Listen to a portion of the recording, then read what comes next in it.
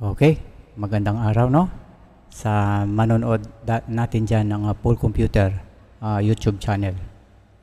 Okay, so alam nyo ginawa ko tong video na to dahil sa marami pa rin hanggang ngayon yung nagtatanong bakit daw hindi sila maka-access no, sa 192.168.1.1 ng PLDT Home Fiber modem nila.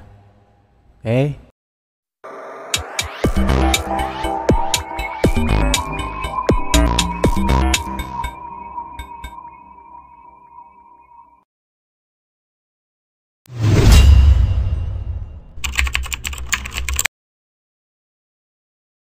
So meron akong ginawang dati na video na katulad din ng title or topic natin ngayon.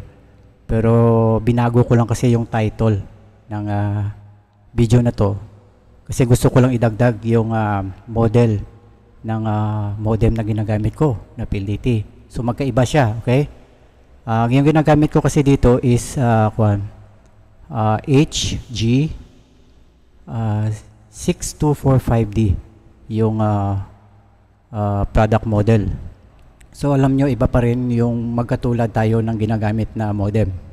Okay? So kung hindi naman tayo magkapareho ng hitsura ng PLDT, ay sabi ko nga i-search niyo sa Google. Okay? Pero yung process lahat, no? Dito sa ginawa kong video, no, kung paano kayo maka-access ay magkapareho lang. Okay? So unang kasi meron akong ginawang dito, no? Chapters, pero kaunti lang naman, mga ilang tanong at sagot lang, no? Mga dahilan, no, kung bakit hindi maka-access sa IP address ng 192.168.1.1 or admin interface ng PLDT Home Fiber modem or router. Bago tayo magpatuloy, ay pag-usapan muna natin itong 192.168.1.1. Okay? Hindi naman ito hindi naman ito website, di ba? Yang 192.168.1.1 IP address yan ng isang device, network device. Okay? Para makakonect tayo sa internet. Okay? So kapag nag-connect tayo dyan, makukonect tayo sa another na computer or sa isang mobile device. Okay, kasi yung mga mobile device meron ding mga network mga wireless. Okay. So masasabi ko na hindi siya secured na connection. Ang tanong, kailan magiging secure sa connection yung ating ginagamit na computer, no, desktop computer or laptop doon sa PLDT home router na pagkukonektahan natin. Okay? Kailan magiging secure yung computer natin para hindi siya ma-hack, hindi makuha yung mga importanteng mga files natin or information, no? So ganito yan, explain ko sa inyo. Yung ating ginagamit na computer, merong sariling network device yan, network card. Mayroon din doon na IP address, yung network adapter natin. Okay? Ngayon, magko-connect yon doon sa IP address din na ginagamit natin na PLDT Home Fiber. Yan yung diyan tayo nagko-connect. Okay? Yan yung gagawin natin. Iko-connect natin yung computer natin doon sa PLDT modem. Okay, ngayon, ang tanong, balik tayo. Kailan magiging secure yung ating computer? No? Once na makonect na tayo sa PLDT Home Fiber router, no? So, syempre, kailangan natin mag-supply, kailangan baguhin natin yung default na setting. Kapag binago na ninyo yung username at saka password doon sa inyong admin interface ng inyong PLDT Home Fiber, doon pa lang magiging secured yung inyong connection. Kapag pumunta kayo dito sa IP address, no? Kapag nag-type kayo dun sa may browser ng HTTPS, no? Colon / ayan, IP address 192.168.1.1. So sana napaliwanag ko ng mabuti, no? Ganito na lang. Kasi paulit-ulit ito na tinatanong sa akin, no? Paul, Sir Paul, bakit sinunod ko naman yung sabi mo, no? Nilagay ko naman HTTPS colon tapos dalawang slash, no? 192.168.1.1. Pero bakit doon sa video mo nakakapasok ka sa admin interface ng PLDT Home Fiber? Bakit ako hindi? Bakit lumalabas iba? Hindi nakakapasok. Yun yung tanong, no? Gusto kong sagutin yan. Ganito yan kung bakit hindi kayo nakakapasok. Okay? Kasi doon nung time na ginawa ko yung video na yon, no? Kasi yun nabago ko na yung default setting ng PLDT namin. So hindi na admin, small letter admin at 1234. Nabago ko na yun. Kaya nakakapasok ako kahit na i-type ko doon HTTP with S, no? HTTPS colon ganun. Diretso na lang. Kapag magko-connect kayo, no, sa mga local network. Pag sinabi mong local network, dyan lang sa inyo. Magko-connect ka sa isang computer via network LAN, ano, or sa router. Kailangan huwag kayo maglagay ng S. HTTP lang. Okay? Kapag magko-connect kayo or magli-link kayo. Okay? Kasi yung HTTPS, no, colon slash tapos yung S kasi na yan World Wide Web na yan, internet na yan na yan one, diba? Tawag nila dito, wide area network na yan. Ngayon, kapag magko-connect kayo sa isang wireless router, yan local network, local lang. So kapag local connection, local networking, walang S. Okay? So yan ang dahilan kaya hindi kayo nakakapasok. So by the time na yung gawin ninyo, dapat walang S. Okay? Tapos baguhin ninyo. Once na makapasok kayo, type ninyo dyan HTTP, no, colon dalawang slash tapos 192.168.1.1. Makakapasok kayo niyan, okay, sa admin interface ng kung wala pang doon, nasa default password pa. Kailangan baguhin ninyo yung mga dapat ninyong baguhin, yung admin interface, no, ng inyong PLDT, yung username niya, tsaka yung password, pati yung ninyo doon sa loob. Okay? Ayos ba tayo?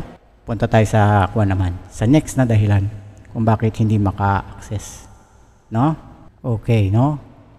Isa rin sa dahilan kung bakit hindi maka-access sa 192.168.1.1, no, ay dahil yung ginagamit ninyong computer or phone ay hindi connected sa inyong ginagamit na PLDT modem router. Okay, so kailangan makakonect muna kayo sa Wi-Fi internet ng inyong modem. Yung ninyo, yung ginagamit ninyong PLDT Home Fiber dyan, merong default na Wi-Fi name at password yan. Okay, nasa ilalim lang ng inyong modem PLDT. So tingnan nyo para maka-access kayo. So kung gamit mo dyan computer, i-connect mo lang. Okay, so ganito yan, no? May dalawang paraan para makakonect kayo sa inyong sa inyong wireless sa inyong PLDT, no? Either wireless LAN or wired wired na connection. So kapag kagamit niyo yung mga Wi-Fi receiver, USB, wireless LAN, no? So kailangan kayo mag-supply doon. Kailangan niyo ilagay yung Wi-Fi password para makakonect kayo sa PLDT Home Fiber. Okay.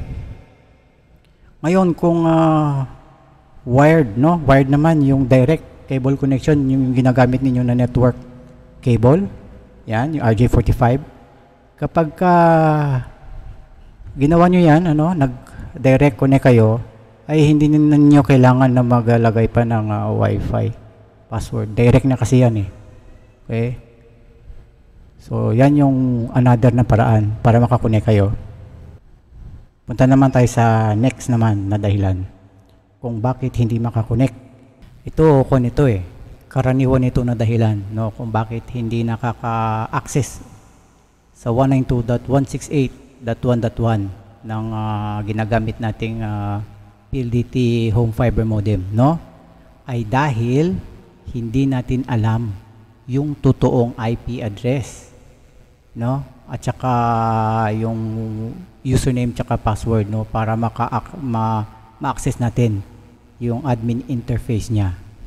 Okay? Kasi ganito yan. Hindi naman kasi yan nakalagay doon sa label, no, sa ilalim ng inyong PLDT Home Fiber eh. Yung nakalagay lang naman doon, yung default na Wi-Fi name niya at saka password, di ba? Yun lang. Pero the rest na mga importante na mga details, hindi nila nilalagay. Okay? Or hindi nakasulat. Para maka-access kayo, no, or para ma-configure ninyo yung ginagamit ninyong PLDT Home Fiber dyan, ay kailangan na alam ninyo, no, kung ano yung totoo na IP address niya. Okay? At saka yung username at saka password doon sa admin interface ng PLDT Home Fiber. Okay? Kasi halimbawa, mali yung nilagay ninyong IP address, hindi ninyo ma-access yung IP address ng inyong ng PLDT modem. Tapos kung mali naman yung inyong username or password, ay hindi rin naman kayo makaka-access doon sa may admin interface ng inyong ginagamit na PLDT modem. Okay, so importante yan, yung tatlong yan. Yung IP address ng ginagamit ninyong PLDT modem router, tsaka yung mismong username tsaka password sa kanyang admin interface kapag nakapasok na kayo doon sa IP address. Okay? So, sabi ko nga, no, dito sa ginawa kong video, sinama ko yung model ng ginagamit kong modem. So kung pareho tayo ng ginagamit na PLDT modem dyan, no, na HG6245D, edi mas mabuti, no, walang problema. Yung problema lang kapag hindi tayo magkatulad or hindi pareho yung ginagamit nating PLDT modem, no, magkaiba. So wag kayong mag-alala, kasi meron akong ginawa na video dito. Ayan, nasa screen recording na ginawa ko. So ituturo ko dito sa inyo yung dalawang paraan kung paano natin malaman yung IP address na ginagamit nating modem, no? Tsaka yung yung username at password doon sa admin interface, no, kapag na-access na natin yung IP address ng ng modem. Bago pala tayo magpatuloy, ay napaka-importante na i-connect muna ninyo yung ginagamit ninyong computer dyan. Okay. So sabi ko nga, merong dalawang paraan, okay? Either wireless, gagamit kayo ng Wi-Fi receiver, wireless network, or yung wired talaga, yung direct cable connection na yung RJ45, okay? So kapag kinabit ninyo yung inyong network cable diyan, no, Cat5e na network cable, ay hindi na siya hihingi ng Wi-Fi password kasi nga direct na siya. Okay? Ngayon, kapag humihingi naman siya ng Wi-Fi password para makakonek kayo, nandun lang yon sa ilalim sa label na nakalagay dyan sa ginagamit ninyong PLDT home fiber. Okay? Kuan muna, i-turn off ko muna yung camera para makita ninyo kasi nandyan kuan kasi itong ginawa ko screen recording. Okay, so kahit na hindi tayo na magkapareho, no, yung ginagamit nating PLDT home fiber dyan, ay pwede nyo pa rin malaman, no? So make sure na i-connect ninyo gamit yung inyong computer or yung yung inyong phone. Yun lang, okay? So tuloy natin yung video. So punta kayo dun sa may no? Windows search, i-type ninyo CMD. Tapos right click doon sa may command prompt, no? Run as administrator. Okay, so dapat yan yung lalabas, okay? Tapos i-type ninyo doon ipconfig. Straight na word walang space in between. Tapos enter lang. So nakikita niyo sa bandang ibaba, ayan, default gateway. Ayan, yan yung IP address ng ginagamit ninyong modem router PLDT. Okay? Meron din isang paraan na ginagawa ko. So sa may Google search. So pwede niyo i-type doon, ayan, default IP address of PLDT home fiber. So halimbawa kasi yung ginagamit kong modem dyan, PLDT modem, yung model niya is, ayan, nakasulat,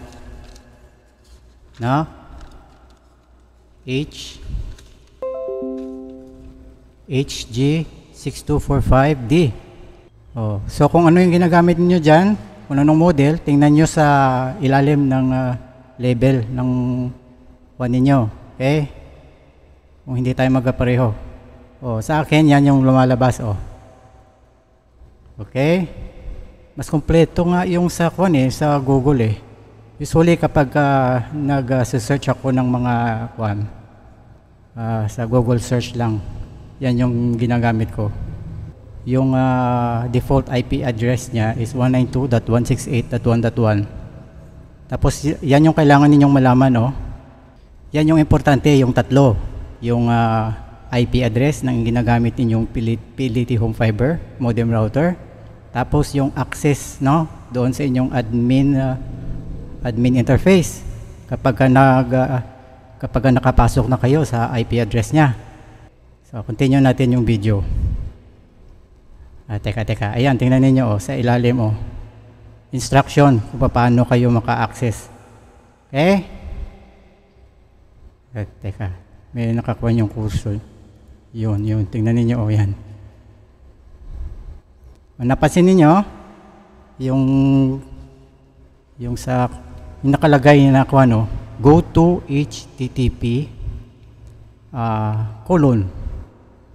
tapos dalawang slash 192.168.1.1. Kung napapansin niyo, hindi ba walang S? Okay, so ganito yan. So yan yung yan yung problema. Isa yan sa dahilan kung bakit hindi kayo nakaka-access, kasi lalagyan ninyo ng S. Dapat walang S. Kasi yung S dyan, World Wide Web na yan, website na. Yung dapat ninyong ilagay dyan. Okay, although yan kasali yan. So ayan, kinopy natin, highlight, copy. Yung http dalawang slash. Ayan, tinype ko sa internet browser niya, http. Walang S, Kapag magkukunik kayo, local network lang, walang S. Kasi kapag ka nag-S ay magkakaproblema. Ayun, pause muna natin sandali. Sa ginawa kong video, no, meron akong sinabi doon na pupunta kayo doon sa may HTTPS. No? So, yung sa akin dyan kasi nabago ko na yung username at saka password. So, secure na siya. So, kahit ano pa yung i-type mo dyan, HTTP or HTTPS ay lalabas pa rin yan. Kasi secure na siya. Okay? Kasi yan yung problema ng iba. Merong tatanong sa akin, tama naman yung nakalagay. HTTPS naman yung tinype ko, pero bakit hindi ako makapasok? Hindi lumalabas yan, no? Yung your connection is not private. Iba yung lumalabas. So sabi ko, syempre hindi siya lalabas kasi hindi pa secured. Hindi pa kayo nakalagay ng bagong username tsaka password sa inyong admin interface, no? Sa inyong PLDT Home Fiber modem router. Okay, tuloy natin. So ayan, kailangan lang HTTP, no? Walang S. Tapos i-click lang niyo, no? Advance. Ayun. Ayan, tingnan niyo, Kasi yung ko dyan, yung username ko dyan ay ganun pa rin, small letter admin. Pause natin sandali. Kunin niyo, tandaan niyo na sa mga username, password, no, sa admin interface, no, username at password, maging doon sa my Wi-Fi name at saka password, yon, no, case sensitive. So kapag small letter, tingnan niyo kung naka-turn on yung caps lock niyo. Kasi kapag isang problema yan hindi kasi alam ng iba. Hindi nila alam na capital letter pala or ibang karakter ang lumalabas. So tingnan niyo kung umiilaw yung caps lock niyo diyan. Okay? Make sure na kasi case sensitive yan. No? Isang mali lang hindi talaga kayo makakapasok. Tuloy natin yung video. Yan, asterisk yung lumalabas. Nilagay ko 1, 2, 3, 4. Hindi makakapasok kasi nga binago ko na. Okay? So kapag ganyan, pause muna natin. Kapag ganyan na hindi nyo mapasok yung default setting niya, doon pa lang magiging secure na yung connection niyo sa inyong PLDT Home Fiber modem. Okay, so napaka-importante yan. Once na mag-reset kayo ng inyong modem, yung unang gagawin ninyo ay babaguhin talaga ninyo or magsiset kayo ng username tsaka password doon sa admin admin interface. Okay, so yung gagawa niyan, syempre yung may-ari ng account. Okay? At ikaw naman na may-ari ng account ng ginagamit mong PLDT, dapat maging responsible ka na kahit anong mangyari, huwag mo ipagsasabi yung password sa may admin interface. Okay? Kasi yan yung paraan para makuha nila yung Wi-Fi password at maka-access sila ng internet sa iyong ginagamit na PLDT. Okay? So, napaka-importante yan. Continue natin yung video.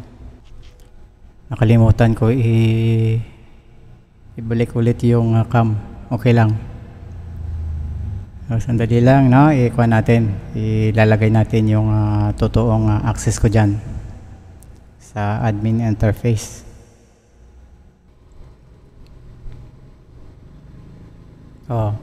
So sa akin dyan, wala akong binago sa username. Ganun pa rin. Small letter admin.